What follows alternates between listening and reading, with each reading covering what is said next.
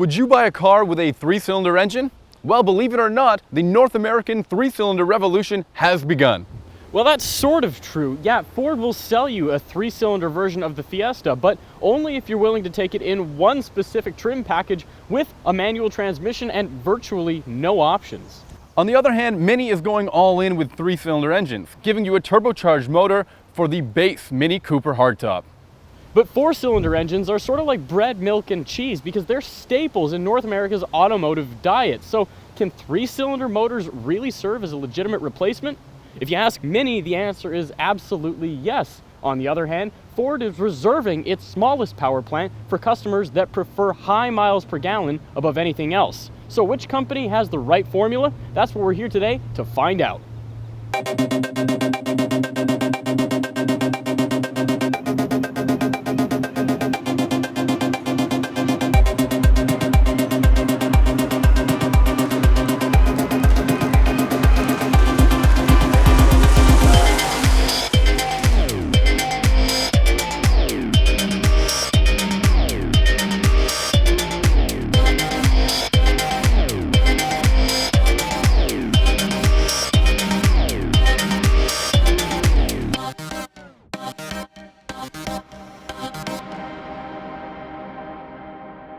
This little 1.5-liter engine makes 134 horsepower and 162 pound-feet of torque.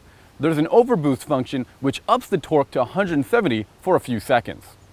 This engine can be paired up to a 6-speed automatic transmission or a fantastic 6-speed manual like the one we have here today. And that manual model achieves 30 miles per gallon in the city and averages 34 miles per gallon combined, which is an increase of 2 miles per gallon over last year's model. Pricing comes in at around $20,000 for a base model, while our generously equipped model comes to about $26,000.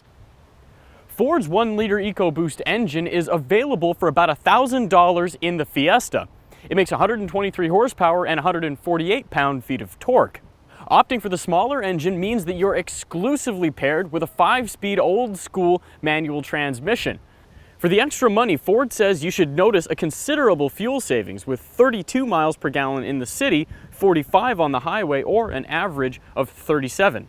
Now, the 1-liter EcoBoost Fiesta is available as both a sedan and a hatch, and of course we've got the 5-door model, and it starts at just about $17,900, while the sedan is about $400 cheaper. Now, like I said before, there aren't very many options available on this model, but if you check every option box that's possible, you can get it up to right about 19 grand. Don't let the playful look of the Mini confuse you. The 2014 Cooper has grown up, at least in terms of dimensions. It's now 4.5 inches longer and almost 2 inches wider than the previous model. But you'll be hard-pressed to notice those details unless you've got another Mini nearby. In comparison to the Fiesta though, the Mini is actually shorter in length and it weighs a bit more, coming in at around 2,600 pounds. EcoBoost models of the Fiesta are very specific. You can only get it in the SE trim, and within that trim, you're again very limited to options. 15-inch steel wheels are all that you can get from the factory rather than the alloys that you can find on other Fiesta models, for example. Now, aside from that, the only other thing that really distinguishes the EcoBoost model from its stablemates is an EcoBoost badge on the trunk lid. You get Ford's corporate face that's spread across most of its model range, borrowed, like we've said before, sort of from Aston Martin. Let's address the elephant in the room, and that's the Mini's pricing. It's extremely expensive for a subcompact, but as soon as you jump into the cabin, you see your money is well spent. It's a much more premium place to sit, with soft touch fabric on the top and these leatherette seats that are extremely comfortable. You can also load up your Mini with tons of options, including dual zone automatic climate control, a panoramic sunroof, a heads-up display, and even active park assist. You also get a lot of style in the Mini. There's these toggle switches, and that big old speedometer is gone. In its place is a new glowing ring which reacts to what you're doing. For example, it can act like another tachometer, or if you change the climate, it'll go blue or red depending on what you choose. Maybe it's a bit of a gimmick, but I think it adds personality, and that's something that's missing in a lot of cars. For example, look what happens when you flip the switch into sport mode. The car says, "Let's motor hard." When was the last time a car encouraged you to have fun like that? Extras that Ford would normally use as selling points in its vehicles are off limits in the EcoBoost Fiesta. For example, you can't get My Ford Touch, and a rear view camera is also simply not available. You still can specify for heated seats, and also there's a 200-watt subwoofer that you can get for about $600 on the option list. Other than that, there's a center stack with physical buttons and really not an awful lot else to talk about relating to the cabin, which personally I find to be a little bit strange, especially considering that Ford charges extra for the engine under the hood. So why not allow people to spend a little bit more and get a more premium package if they'd choose? After all, titanium versions of the car actually start to creep up close to where the base price for the Mini Cooper is, and for that price you get extras like alloy wheels, leather seats, and a touchscreen navigation system. And as impressive as the engine and its specs are, it would be nice to buy this car without having to feel like you're driving around in a rental. In the past, three-cylinder engines have been defined by their rough around the edges feel and sound. But here in the Mini, I don't have anything like that to complain about. In fact, you don't really notice that this is a three-cylinder engine at all. And it actually sounds really cool.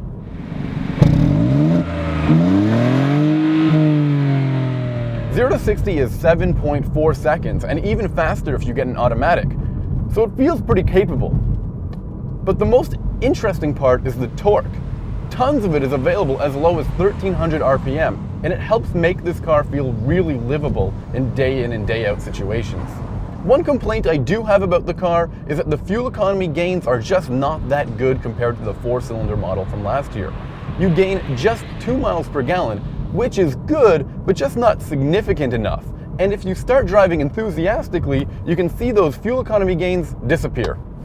Now, despite the added size, Mini has done nothing to hinder the formula of past Minis, meaning the suspension is tight, the steering is responsive, and the engagement of the transmission is fantastic. Overall, the car is so much fun to drive. Now, if you're anything like me, when you hear the words three-cylinder engine, 3 other words probably come to mind: noise, vibration, and harshness. Because after all, this car has roughly 2/3 the displacement of the base 4-cylinder engine offered in the normal Fiesta.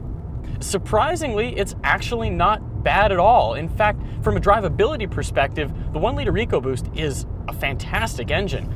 It offers plenty of torque for what it's really supposed to, and it's also especially forgiving to drive. I mean, the clutch is easy to get used to, and smooth shifts and smooth startups are also, again, surprisingly very, very easy to achieve. Now, it's not going to put you in the back of your seat, but at the same time, as soon as the boost kicks in, you've got plenty of torque to pass, although admittedly, when you're trying to jump out from another lane of the highway, for example, you probably want a little bit more power. Now, speaking of highway driving, again, that's another area where I would have expected this car to really vibrate quite a bit, and surprisingly, it's not that bad. I mean, when you get into the higher rev ranges, yes, the engine does tend to get a little bit shaky, and you can feel it through the steering wheel and on the shift knob, but again, I expected quite a bit more.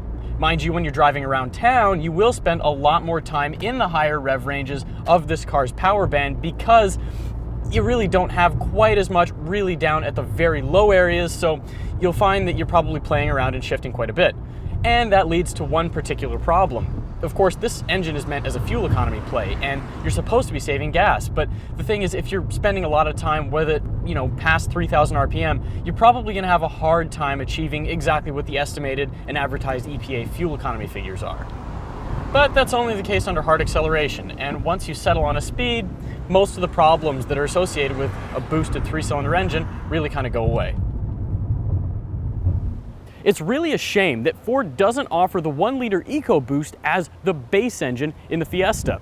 What you give up in refinement, you more than gain back in fuel economy, all without taking a performance hit.